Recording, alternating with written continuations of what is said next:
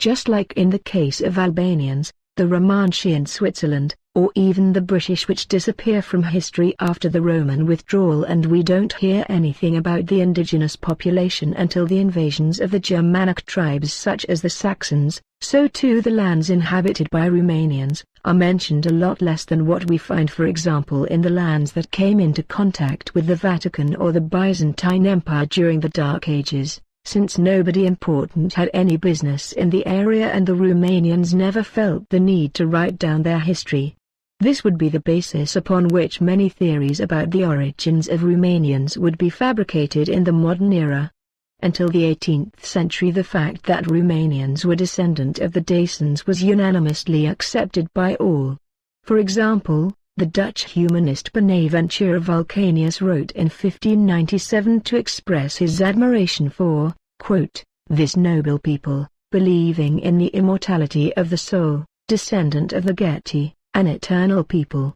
But this started changing in the late 18th century when Romanian peasants turned slaves in their own country by the Saxons, and the Hungarians began asking for their human rights from the then occupier of Transylvania, the Habsburg Empire. Among one of the arguments found in letters such as the Supplex Libuis Valachorum Transylvania of the Romanian peasants was that they are the oldest in Transylvania and descendants of the Dacians. This movement would result in a massive revolt which shook the Habsburg Empire and sent shockwaves throughout Europe. Thus a series of wild theories about the origin of Romanians started being invented, first by the Habsburgs, then by the Hungarians. In the 20th century the USSR also began fabricating false histories for most countries in Eastern Europe in order to better control them, and many of these communist theories are still taught in these countries. So that today, if you put all these stories together, you will find that the Romanian people never existed. It is therefore necessary to discuss the continuity of the Romanian people on the land they live in today.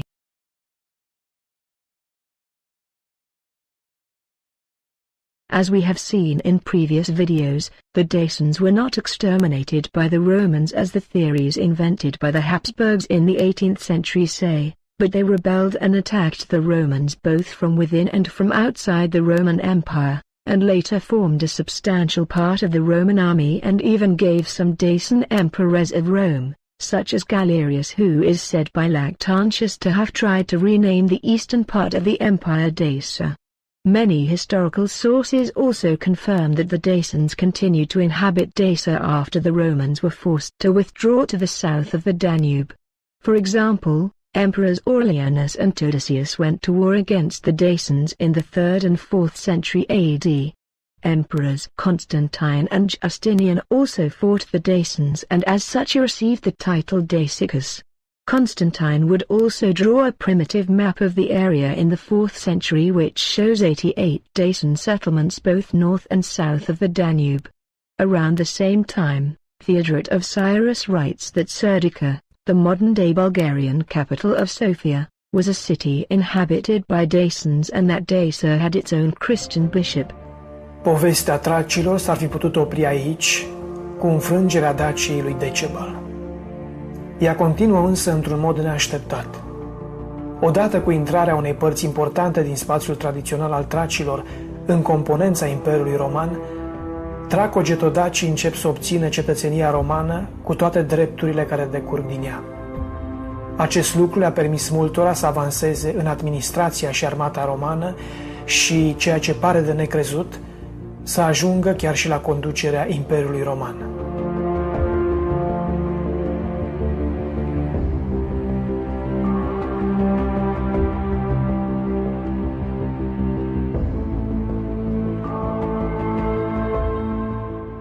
În contextul crizei militare a Imperiului Roman la Dunărea de Jos, unde atacau continuu Imperiul getodacii, generalul roman de origine getodacă, Regalianus, a fost proclamat împărat de către legiunile din Mösia și Panonia.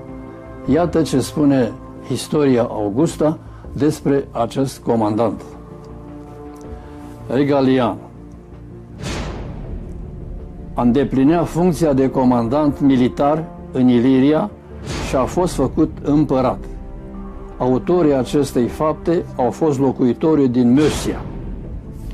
Despre el spune așa în continuare izvorul: el totdeauna, acest regalian, a fost un bărbat priceput în treburile militare și suspect lui Gallienus încă de mai înainte, deoarece părea că e demn de domnie.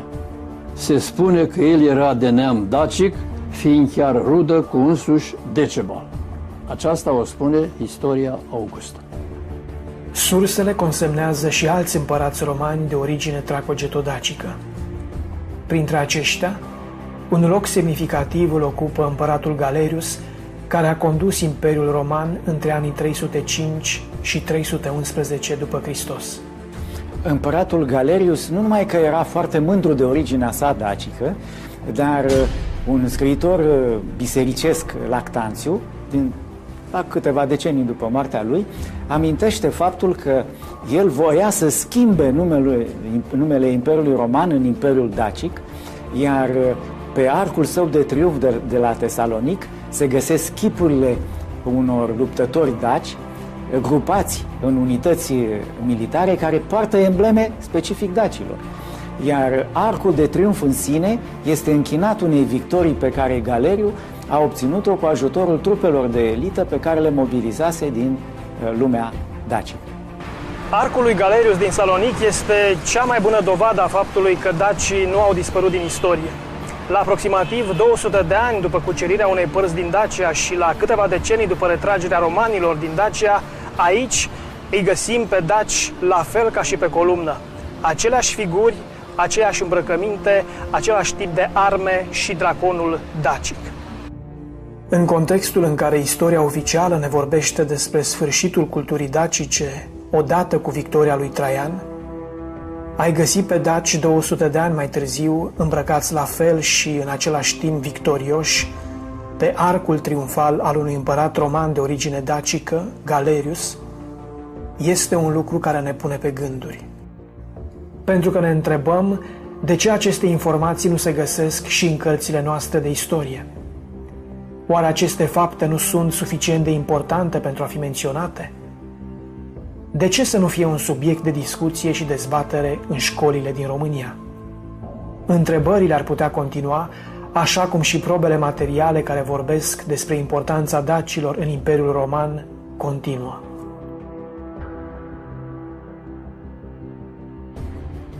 La Roma găsim astăzi un alt arc triumfal care prezintă interes pentru întreg spațiul traco-getodacic. Este vorba de arcul lui Constantin, cel care i-a urmat lui Galerius la conducerea Imperiului. El este ridicat pentru a marca victoria sa împotriva lui Maxentius în bătălia de la Ponte Milvio. Ceea ce surprinde este prezența a 8 statui impunătoare de daci în poziții demne, care străjuiesc de la înălțime monumentul. De ce nu găsim în locul lor statui de generali și militari romani cu uniforma lor specifică? Oare pentru faptul că dacii aveau o importanță semnificativă și în vremea lui Constantin cel Mare? Surprizele nu se termină însă aici. Importanța getodacilor în Imperiul Roman și prezența lor în vârful acestuia este subliniată și de statuile de daci din porfir roșu. În condițiile în care porfirul roșu era monopol imperial, faptul că descoperim statui antice de daci confecționate din această rocă întărește celelalte argumente prezentate. Și surprizele continuă. Ultimul mare împărat de origine traco-iliro-dacă, Justinian, încearcă în secolul al VI-lea reconstituirea Imperiului Roman într-o variantă creștină, iar în ctitoria sa de la Ravenna, cei 3 magi veniți în întâmpinarea nașterii lui Iisus Hristos sunt înfățișați cu căciuli de nobili daci. Este foarte important de menționat că împăratul Justinian este cel care întărește toate garnizoanele depărtate ale Imperiului cu unități militare dacice. Și până astăzi, de exemplu, la mănăstirea Sfânta Ecaterina de pe muntele Sinai, un anumit trib de munteni țin la originea lor valahă, pe care și-o recunosc și sunt foarte mândri atunci când întâlnesc oameni veniți din România.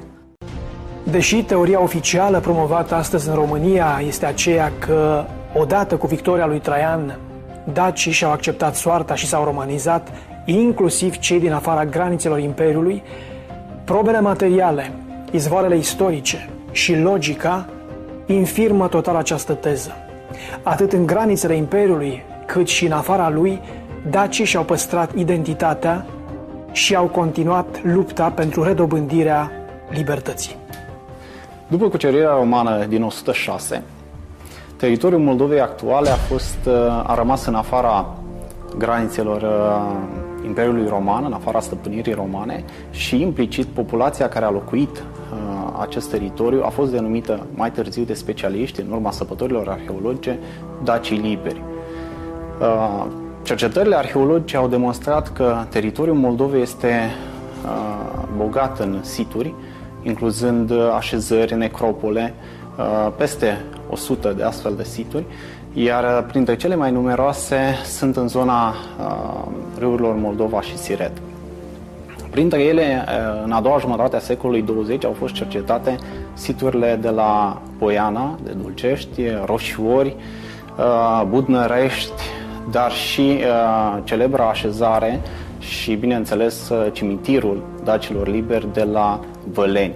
Acest cimitir este cel mai mare din zona noastră și din Europa, întrucât cuprinde peste 600 de morminte, iar mai bine de 3/4 dintre ele sunt de incinerație. Știm prea bine că se practica ritul, biritualitatea, adică atât incinerația cât și inhumația în perioada dacică, nu doar cea clasică, ci și după perioada dacilor liberi.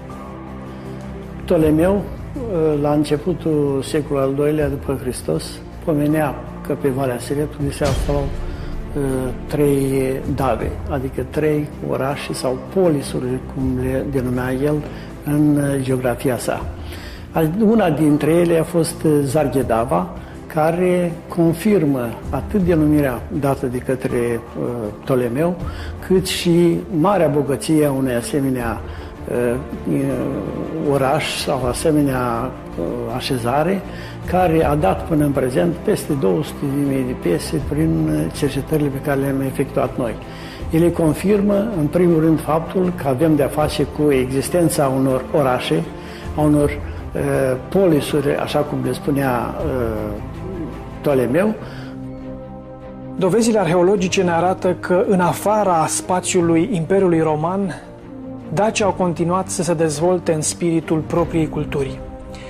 Dincolo de aceasta, izvoarele latine ne vorbesc despre un număr însemnat de războaie purtate de dacii liberi și aliații lor împotriva Imperiului în secolele 2 și 3 după Hristos.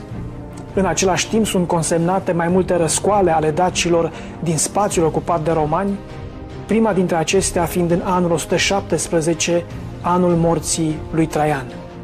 Oare răscoalele și războaiele dacilor de după anul 106 nu ne arată că romanizarea nu s-a produs?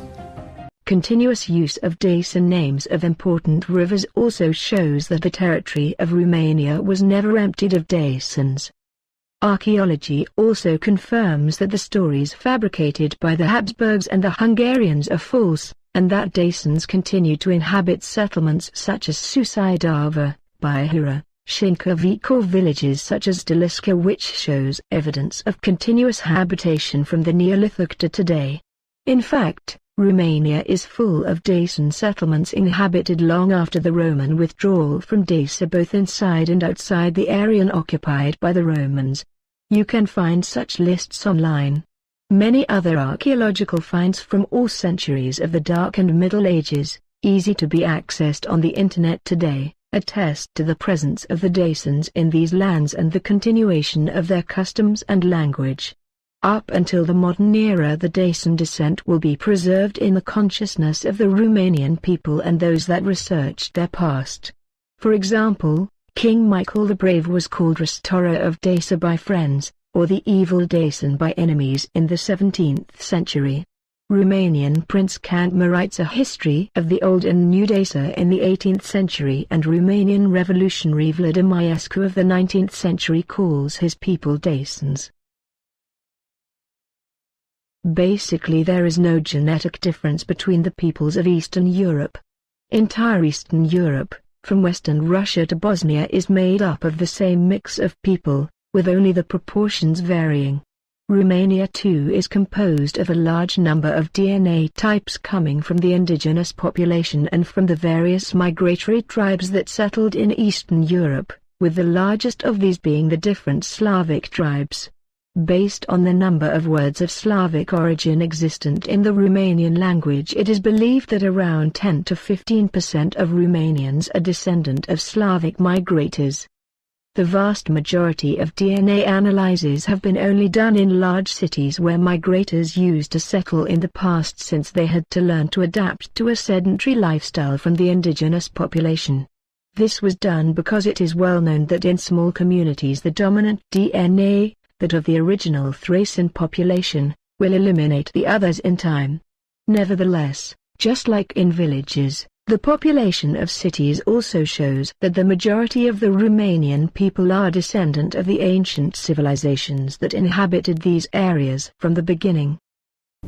În cadrul acestor studii de paleogenetică moleculară, care sunt studii foarte complexe și necesită și laboratoare foarte bine utilate și complexe, cu aparatură și mai ales și personal științific care este foarte bine, să fie foarte bine calificat, se analizează informația genetică care au avut-o respectivii indivizi, axându-ne aici pe indivizii umani. Se poate stabili cu ajutorul acestor marcări genetici de ADN și mitocondrial, care se găsește în mitocondrii, deci extracelular, și ADN-ul nuclear. Acești marcări genetici sunt foarte importanți pentru că ne dau posibilitatea de a urmări și evoluția genetică a acestor indivizi sau populații sau grupuri etnice de-a lungul timpului, datorită faptului că în cadrul acestei perioade de timp se produc o serie întreagă de modificări genetice în materialul genetic al acestor indivizi. Aceste modificări le numim noi mutații și aceste mutații au un ritm destul de precis. De exemplu, mutațiile la nivelul ADN-ului mitocondrial se realizează cu un ritm mult mai rapid decât mutațiile din ADN-ul nuclear, adică din informația genetică care o primim noi de la tată și de la mamă. ADN-ul mitocondrial, informația genetică o primim numai de la mama, este absolut numai maternal. Așa că se poate urmări aici foarte bine linia maternală și la ADN-ul nuclear se poate urmări pe lângă linia maternală, bineînțeles, și linia paternală, datorită cromozomului Y, care de fapt se primește de la tată la fiu numai, cu mici excepții. Și acești marcări de ADN sunt constituiți din aceste pietre din care este construit ADN-ul, sau cărămizi, cum le spunem noi le numim nucleotide. Și în cadrul acestei secvențe de nucleotide care se realizează în cadrul cromosomilor umani, se pot produce la un anumit interval aceste schimbări minore, punctiforme le numim noi, mutații punctiforme genice care se întâmplă în anumite perioade de timp și ne dau nouă informațiile cum a evoluat din punct de vedere genetic, de exemplu, o populație în anumită regiune sau în anumite condiții geografice și ne permite de asemenea să ne dea informații și despre înrudirea dintre diferitele populații. În momentul când, de exemplu, două populații care se bănuiesc că sunt înrudite au anumite mutații genice în acest ADN mitocondrial sau nuclear, care sunt exact la fel, atunci probabilitatea ca aceste mutații să se realizeze întâmplător două populații diferite care nu sunt înrudite este extrem de mică. La adeneul mitocondrial ajunge la o probabilitate de cam 1 la 10.000, la adeneul nuclear la o probabilitate până la 1 la 1 milion. Deci dacă aceste două grupuri etnice sau două populații au aceeași mutație și se află și într-o zonă geografică destul de apropiată, ne putem trage concluzia că ele sunt și înrudite din punct de vedere genetic. Am realizat aceste studii de paleogenetică între anii 2004 și 2006 la Institutul de Genetică Umană din Hamburg, sub conducerea domnului profesor Alexander Rodeval, care mi-a fost tată de doctorat, așa cum se spune în Germania, eu realizându-mi doctoratul în această perioadă acolo, în Hamburg, la Universitatea din Hamburg. Am realizat studiul de paleogenetică pe piese osoase, aparținând unor indivizi care au trăit, unor indivizi din populațiile umane vechi de pe teritoriul României, din epoca bronzului și epoca fierului. Am analizat atât marcări de ADN mitocondrial, cât și marcări de ADN nuclear. Scopul studiului nostru fiind, în primul rând, o analiză a structurii genetice a populațiilor umane vechi de pe teritoriul României și, totodată, am dorit să comparăm aceste date cu datele genetice ale populației umane actuale din România. În acest scop, deci urmărind această comparație, am realizat tot în Hamburg, de asemenea, un studiu de genetică moleculară și pe populația umană actuală, pentru a avea date, pentru a le putea compara cu datele obținute pe populațiile umane vechi. Interesant sunt și rezultatele care le-am obținut prin comparația acestor marcări de ADN mitocondrial și ADN nuclear cu populațiile actuale din Europa și mai ales din sud-estul Europei. Aici se conturează o înrudire foarte strânsă cu populațiile greci și populația bulgară și o înrudire ceva mai îndepărtată cu populația actuală italiană. În cercetările de ADN mitocondrial se realizează și o înrudire evidentă cu populațiile acestea vechi care au trăit pe teritoriul României din epoca bronzului și a epoca fierului cu populația actuală română. Italienii în procentaj de 75% aparțin grupului spaniol, se numește R1B. Dar noi în proporție tot de 75% aparținem grupului I1B, central european, carpatic. Și ceilalți 12,5% aparținem grupului masagetic și în comun cu italienii avem sub 4%. Deci, domnilor, cine greșesc? Greșesc cei care spun că originea noastră nu este latină, noi nu suntem urmașii Romii? Sau greșiți dumneavoastră care, din punct de vedere științific de asta dată, nu aveți nicio dovadă? O altă concluzie surprinzătoare pe care domnul Rodeval ne împărtășește vorbind despre moștenirea genetică lăsată de traci este aceea că se conturează și o oarecare înrudire și cu populația actuală din Italia, de nord mai ales. Așadar, cercetările de paleogenetică realizate acum câțiva ani ne spun că o parte dintre italieni, în special cei din nord, se înrudesc genetic cu tracii care au locuit acum 3.000-5.000 de ani pe teritoriul României.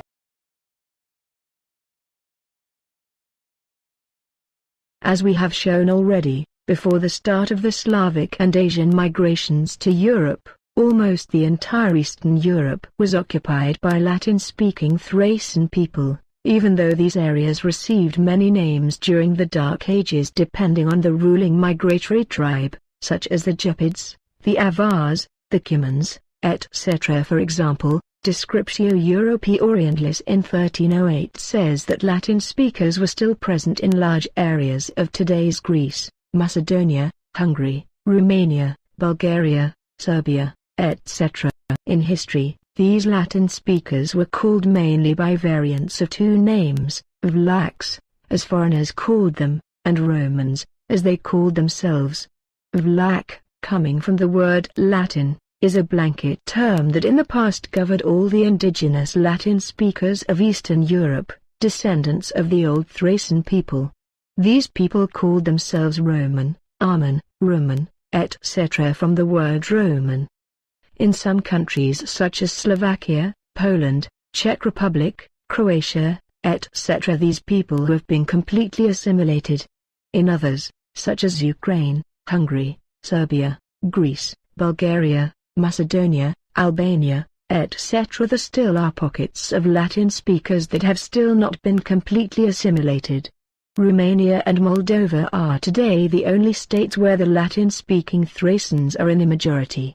Many sources confirm that the Vlachs still formed a large part of the population of Eastern Europe in the Middle Ages, such as the Descriptio Europae Orientalis we have already mentioned, or the primary chronicle of Nestor which says that the Hungarian tribes found them here when they came to Europe, or the writings of Benjamin de Tudela who said that there were no differences between the Vlachs north of the Danube and those in the south in 1150. A letter of Flavia Bindo to Alfonso of Aragon who ruled Sicily in 1453 calls the Vlachs living around the lower Danube, in today's Serbia and Bulgaria, Ripensian Dacians, from the Roman province of Dacia Ripensis, thus confirming that the Vlachs were one and the same with the old Thracians. The original Latin-speaking Thracian population was practically split in two by the migration of the Slavs. Thus the Vlachs of Balkan countries such as Greece and Macedonia today have a slightly different dialect of the Romanian language spoken in countries like Serbia and Moldova. One interesting fact about the Vlachs of the Balkans is that they preserved the Dacian war standard as their symbol until today. To the northeast of Romania, the Romanians occupied large parts of modern-day Ukraine, until the Soviet Union started a massive relocation program to transform the countries next to the border with Russia in ethnically pure Russian countries. Even today there are over 30,000 Romanians living in places such as Kazakhstan, Siberia, etc. As we mentioned before, the Vlachs always called themselves variants of the word Roman. There are two reasons why the Thracians started calling themselves Roman. First, in 212 Emperor Caracalla gave Roman citizenship to all people living in the Roman Empire except the slaves. So people were either Romans or they were slaves. Another influence is the fact that the Byzantine Empire, which had a great influence over all areas inhabited by the Vlachs, was also called Romania for a long time, after being called Basileia Romanian by the Greeks who were a majority in Constantinople, because the majority of the European part of the Eastern Roman Empire was Latin-speaking. The area was also called Romania by the Middle Age Crusaders. The author Andronicus Tranquillus Parthenius writes in 1534 that the Vlachs call themselves Romans and their language Romanian. The Croat Antiverancic in 1570, the Polish Stanislaw Orzechowski in 1554, the German Johann Lebel in 1542, the Italian Ferranti Capesi in 1575, the French Pierre Lescalapia in 1574. The Hungarian Martinus Zantivani in 1699, the Romanian Dimitri Cantmar in 1722 and others also say that the Vlachs call themselves Romans. A long time before that, Auxentius of Gerostorum in the 4th century AD says the same thing, that the Thracians were already calling themselves Romans. Some of the oldest surviving Romanian texts also call the people Romanians and the language Romanian, and not Vlach as the foreigners called them. The national identity of the Vlachs was so strong, that all throughout the Dark and Middle Ages and all across the space they inhabited, they ruled themselves according to their own ancient laws, called jus Vlachicum, and not by the laws of the various kings that ruled the land. Antonio Bonfini wrote about the Romanians in the 15th century, quote, "Although they are set among so many barbarian nations, their language cannot be extirpated. They fight so much to preserve it, as if they were fighting for their own lives." End of quote. As we have shown before, the language of the indigenous Thracians was the precursor of the Latin language. This pre-Latin language is where the language of the Vlachs, or Romanians, is coming from. At the time of the Roman conquest of Dacia, the Latin language of the Dacians was probably as close to the Latin language of the Romans as Italian and Spanish are today. The Romanian language and its Vlach dialects are the only languages in the world that are descendant of classical Latin and not vulgar Latin as are the Italian, Spanish, French and other Latin languages. Romanian is also the most unified language of all European countries. Apart from the Vlachs of the Balkans which were cut off from the main body of Romanians by the Slavic migration, the Romanian language has no dialects. Apart from the main body of the Romanian language which is Latin, there are also words that were introduced by the various migratory tribes that settled in the area. The main contribution is that of the Slavic people which gave around 10 to 15% of the words of the Romanian language. The contribution of the other migratory tribes is insignificant. The chronicler Theophanes the Confessor, writing about a Byzantine war against the Avars in the 6th century, records a Latin phrase used by the people living in today's Romania, just before the arrival of the Slavs.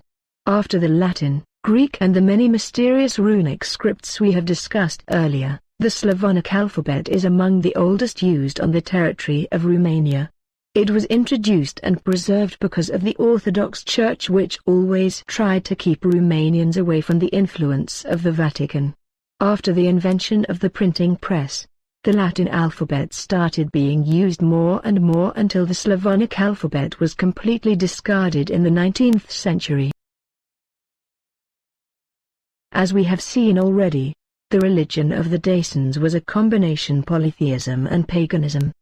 These ancient religions only disappeared around the 8th century, while the pagan rituals are still practiced today without any religious meaning. Various archaeological findings such as lamps, Latin inscriptions, or offerings containing Christian texts and symbols show that Christianity was already widespread in Romania in the 4th century. The transition to Christianity is perfectly illustrated in one of the most special churches in Europe, the Church of Densus. This church contains pagan altars upon which a Daco-Roman temple was built. In the 7th century the Daco-Roman temple was upgraded and converted into a church, using the stones of a nearby Roman settlement. Soon after the Roman conquest of Dacia, various migratory tribes started arriving in Europe and most of them passed through today's Romania. The territories of Romania are known in the Dark Ages by the name of the various migratory tribe that conquered them such as Guth-Heuda, Gepidia, Bulgaria, Avaria, Cumania, etc. For example, the Byzantine Pseudo-Encyclopedia says that the Dacians north of the Danube were quote, now called Pechenegs, after the migratory tribe that ruled the area at that time. The same thing was practiced everywhere in Europe, such as France where the Gauls were called Franks, Bulgaria where the Slavs were called Bulgars, Russia where the Slavs were called Rossi, etc. Apart from a few words left by the Slavs, nothing survived in the Romanian culture from these migratory tribes. For example, the Cumans, which stayed in southern Romania until they were chased into Hungary in 1229 because of the Great Mongol invasion, left no custom, no words, absolutely nothing, although they were one of the largest migratory tribes that conquered Romanian lands. The only ones who settled in the area permanently in larger numbers are Slavic people, but they too adopted the local culture, lifestyle and language. The last to arrive in these lands were the Hungarian tribes, which left their language in Europe, through measures which we will discuss later.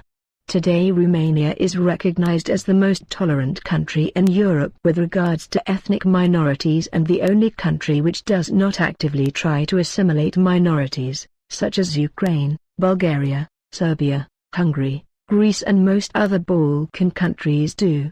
This was the attitude adopted by the Romanian people throughout history. As such, the indigenous Romanian population helped these migratory tribes adapt to a sedentary lifestyle and honest work instead of migrations and robbery, throughout Eastern and Southern Europe.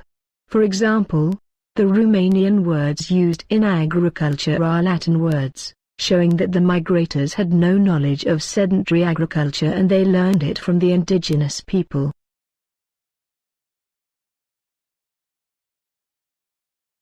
Even though Romanian archaeology is still underdeveloped, it still managed to produce ample evidence for the continuity of Romanians on their land as we have previously shown.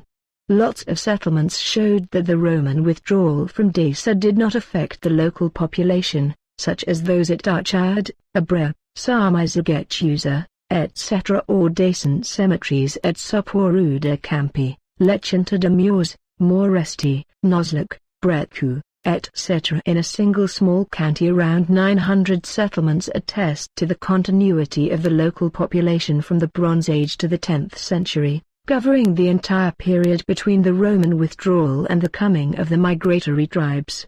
The so-called missing history of the Romanian people, that between the Roman withdrawal and the moment when Hungarians finished occupying Transylvania in the 13th century, is not really missing as we saw in this video and the previous one. Here's a short list of other historical sources mentioning the Romanians during this period.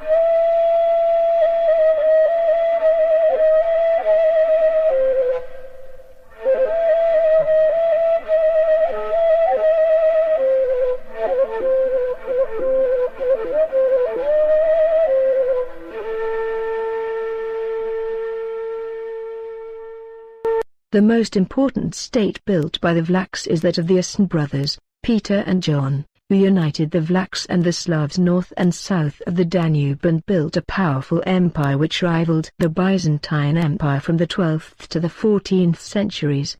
As we have seen before, in the 20th century the USSR began an ample program of falsifying the history of Eastern European states, and so the Bulgarian communist historians claimed that these were in fact Bulgarian, but all historical documents show that they were Vlachs. For example, the chronicler Nicetas Choniates Comminatos says that John and Peter were Vlachs of the same people with the Vlachs of Moesia, today's Serbia. The Chronicle of Ansbatas also says that John was a Vlach when describing the passage of the Crusaders through his kingdom. Western European chroniclers such as Geoffroy de Villehardouin, Henri de Valenciennes, Robert de Clary confirmed that the brothers were Vlachs. The Vatican under Pope Innocentius III proclaimed the third brother, also John, king of the Vlachs and of the Bulgarians, and says that he is a descendant of the Romans. The letters of John to the Pope also emphasize his pride of his Latin descent. All throughout their existence, the Vlachs living in Romania have preserved their identity as descendants of the Dacians. Foreigners recognize them as Dacians as well. For example, the Byzantine historian Lonikos Chakokondiles mentions these Dacians and says they accompanied Sigismund of Luxembourg in a crusade. The leader of the 18th century Romanian Revolution in Transylvania, which eventually caused the Habsburg Empire to start inventing theories about the origins of Romanians, was called the King of Dacia in the Chronicon Pictum, the painted chronicle of Vienna. Other important people of the Middle Ages and of the Renaissance confirm the Dacian descent of the Romanian Vlachs, such as Flavio Biondo, Pope Pius II, Poggio Bracciolini, Raffaello Maffei, Nielo Solahus, Antonio Bonfini, Cristina Schaus, Georg Reichstorfer, Laurentius Topeltinus, etc. Este foarte curios la Deva, în Biserica Reformată, să găsim o placă funerară care este încastrată acum, în aceste momente, în zidul interior al bisericii. O placă funerară închinată de Dominic Dobo, voivod al Transilvaniei, pe la 1540, când își îngroapă soția pe Ecaterina Dobo și scrie pe această placă faptul că el rămâne în veci neconsolat, stăpân peste dacii și geții din munți. Polish chronicler Iocimbuski, writing in the 16th century, confirms that the reason why the Romanians were mentioned less than other people during the Dark Ages is because they lived in peace with everyone and welcomed the newcomers and never invaded anyone, so the historians had no reasons to write about them. But from the 10th to the 13th century the Hungarian tribes gradually occupied Transylvania, and we start hearing more about the Romanians that they occupied. Since then the history of the Hungarian language and the Romanian nation have been intertwined, so we need to take a break at this point and discuss the history of the Hungarian language in relation to the Romanian language.